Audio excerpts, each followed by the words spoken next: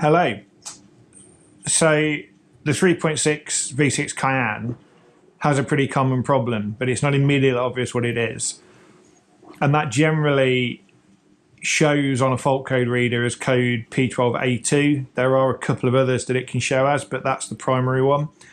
And that will be logged as high pressure fuel pump. Plenty of people have changed the high pressure fuel pump and still have the code.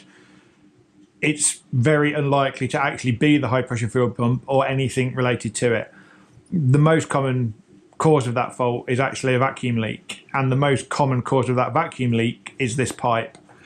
This pipe runs from the inlet manifold here to the brake servo vacuum feed here, and then up to the vacuum pump on this side, which is why it's got a one-way here.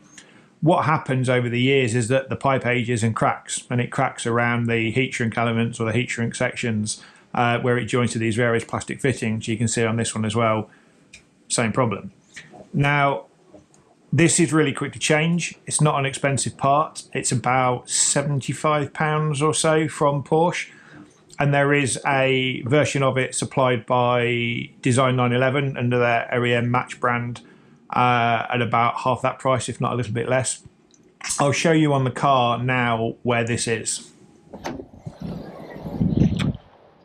So this Cayenne is a race car, so it has none of the plastic panels on. But if you remove the various plastic panels that sit here and here, you'll see this hard line here, and this is the pipe. So here is where it connects to the brake servo, and then it runs under the manifold, connects to the bottom of the inlet manifold, and then down the back of the engine to the top of the vacuum pump that you can't quite see from this view. It's not a difficult thing to change. You may end up climbing on the engine to be able to reach it, but in total it's maybe a 10-15 minute job. And with that changed and the fault code cleared, it will almost certainly not come back on again.